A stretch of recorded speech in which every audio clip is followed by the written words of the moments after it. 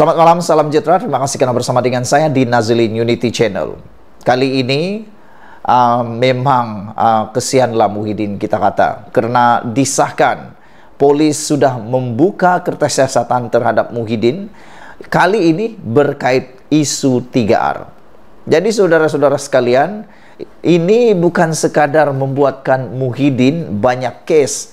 Kalau dulu Muhyiddin sedikit kes, sekarang ini dah bertimpa-timpa kes Mahkamah Muhyiddin kalaulah dia didakwa untuk isu 3R ini pula. Kalau sebelum ini Sanusi saja yang selalu dikaitkan dengan 3R bersama dengan Hadi, sekarang ini Muhyiddin juga telah pun masuk kumpulan 3R tersebut dengan disahkan oleh polis bahwa kertas siasatan terhadap Muhyiddin berkait dengan isu 3R telah pun dibuka. Jadi secara rasminya Muhyiddin masuk kumpulan yang disiasat 3R, isu 3R.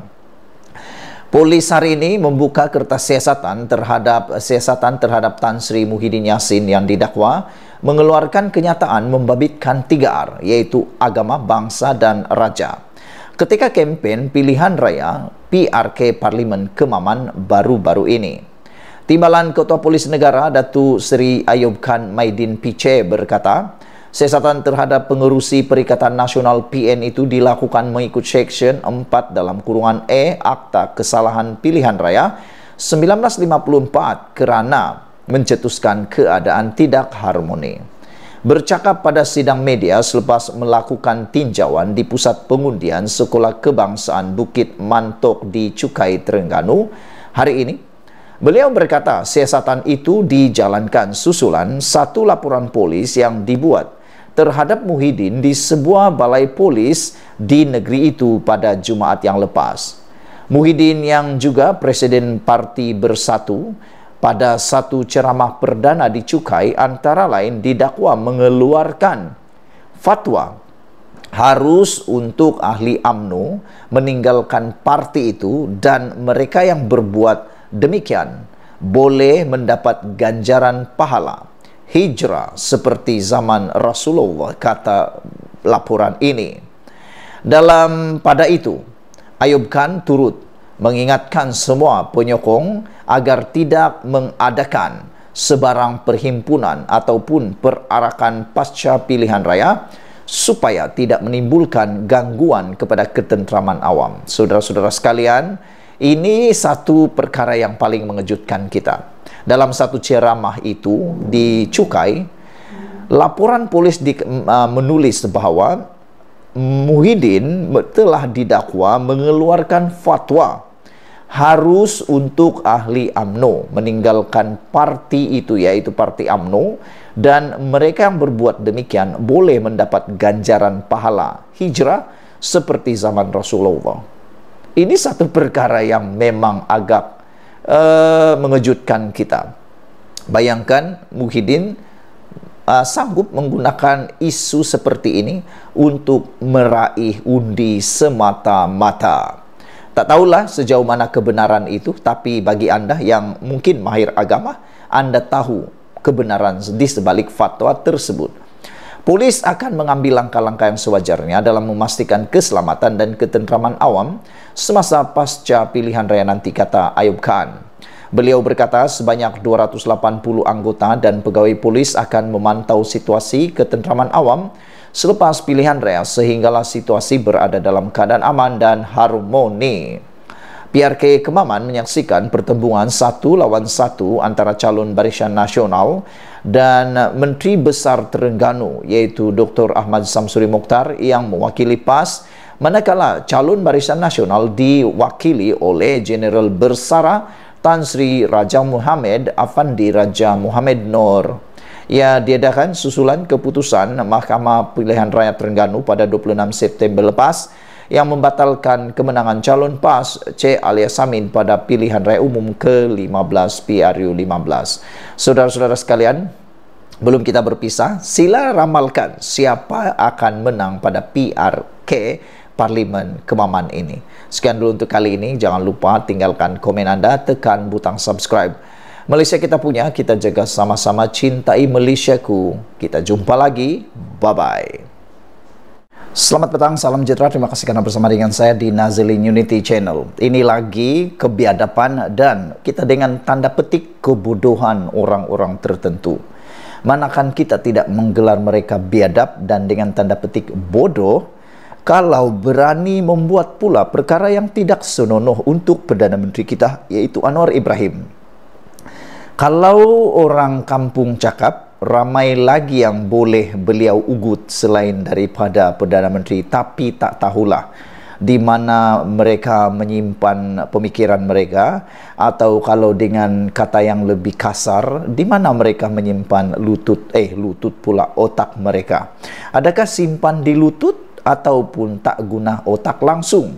Ini apabila baru 2-3 hari yang lepas polis menangkap seorang lelaki yang didakwa menawarkan 5 juta ringgit untuk menawarkan 5 juta ringgit untuk membunuh Anwar Ibrahim. Kali ini pula lagi bodoh daripada sebelumnya, seorang lagi lelaki mengugut Anwar Ibrahim, Perdana Menteri, dengan kali ini lebih dahsyat, yaitu mahu bom rumah.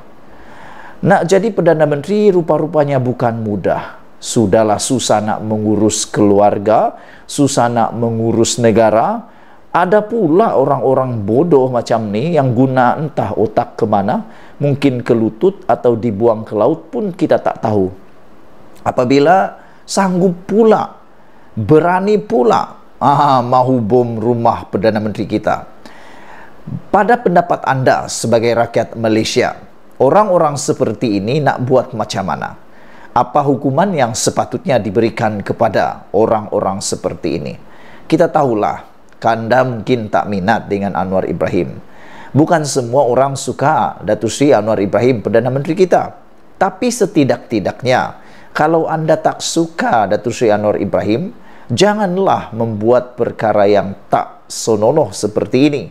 Perkara yang bodoh dan biadab seperti ini, karena ini akan menyebabkan anda sendiri yang akan terancam, anda sendiri yang akan dalam bahaya.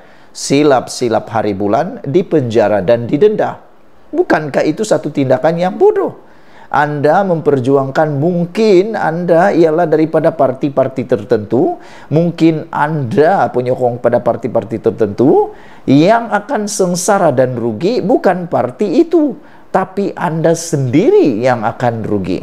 Parti itu hanya senyum-senyum, anda pula masuk penjara. Jadi fikir sebelum buat.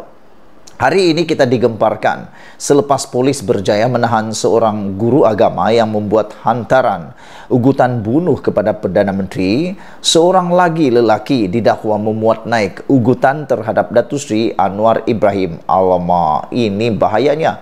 Kalau menurut laporan di Harapan Daily ini, rupa-rupanya yang mengugut Datuk Seri Anwar Ibrahim baru-baru ini dengan ugutan bunuh ialah guru agama. Pada pendapat kita, sepatutnya guru agama menunjukkan sikap yang terpuji, menunjukkan teladan yang terbaik, bukannya menunjukkan teladan yang sebodoh seperti itu. Pengguna Facebook menggunakan akaun bernama Muhammad Irfan didakwa memuat naik hantaran mahu mengebom rumah Perdana Menteri. Hantaran itu tular di media sosial dengan orang ramai menyebut mention polis Diraja Malaysia untuk diambil tindakan. Tunggu masa nak kena bom je rumah Anwar ini. Majoriti rakyat pun dah benci dengan dia. Pejuang LGBT patut mampus tulis akaun tersebut. Inilah yang kita kata perbuatan yang betul-betul tak senonoh, perbuatan yang melampau. Jadi saudara-saudara sekalian, anda boleh merujuk kepada akaun Facebook yang bernama Muhammad Irfan yang ditulis daripada Harapan Daily ini. Saudara-saudara sekalian, bagaimanapun individu tersebut kemudian memuat naik hantaran baru mendakwa akaun miliknya digodam orang yang tidak berpuas hati terhadapnya. Beginilah yang selalu berlaku. Sudah post baru kata digodam. Sudah post baru kata digodam. Semalam seorang ustaz maktab Mahmud Kulim ditahan polis selepas menerima 5 laporan berhubung kenyataan fitnah dan ugutan. Kes disiasat di bawah Seksyen 507 Kanun Keseksaan untuk kesalahan menakutkan secara jenayah dengan menyembunyikan nama yang membuat hukuman penjara 2 tahun atau denda atau kedua-duanya. Jadi rupa-rupanya kemarin Ustaz ditahan polis kerana fitnah dan ugut Perdana Menteri. Sekian untuk kali ini. Jangan lupa tinggalkan komen anda pada pendapat anda. Apakah hukuman yang patut diberikan kepada lelaki yang terburu-buru itu? Sekian dulu Malaysia kita punya. Kita jaga sama-sama. Hati-hati buat hantaran. Kita jumpa lagi. Bye-bye. Selamat pagi, salam sejahtera. Terima kasih kerana bersama dengan saya di Nazilin Unity Channel. Hari ini penentuan kepada PRK Kemaman yang amanah dijalankan hari ini. Dan mengikut ramalan daripada Nenek Kebayan. Nenek Kebayan ni adalah netizen lah sebenarnya. Kata mereka, Menteri Besar Terengganu akan kalah. Mereka menjangkakan kekalahan itu kerana ini satu-satunya pilihan raya yang mana yang melibatkan Menteri Besar sendiri. Mereka nyatakan, kenapa Menteri Besar terus menjadi calon? Tidak adakah orang lain, kata mereka. Ini menunjukkan bahawa satu indikator dapat diukur, satu dapatan boleh diramal, iaitu betapa sukarnya PRK Kemaman ini untuk Perikatan Nasional, kata mereka, sehingga panglima perang mereka yang paling besar sekali yang ada di Kemaman dipertaruhkan di Kemaman, kata mereka lagi. Selain daripada itu, ramai netizen menjangkakan Menteri Besar Terengganu itu mungkin bakal kalah kepada calon Barisan Nasional kerana mereka kata calon Barisan Nasional ini adalah calon yang datang daripada orang tempatan, anak kelahiran Kemaman sendiri, kata mereka. Dan dalam beberapa siri berita yang kita baca hari ini dan kemarin, mereka kata orang yang mempunyai logat orang tempatan di Kemaman mungkin akan menang, kata mereka lagi. Di samping itu, jika kalau kita lihat analisis sebelum ini dalam PRU yang lepas, kalau dalam PRU yang lepas, iaitu PRU 15, kita ketahui bahawa calon Perikatan Nasional telah menang dengan majoriti yang besar, iaitu 2,727,000, kalau saya tak silap 27,000. Tetapi pada PRU 14 yang lepas, kemenangan dimiliki oleh kekalahan oleh Barisan Nasional kepada PAS tidaklah dengan majoriti yang besar, hanya kekalahan 2,000 saja.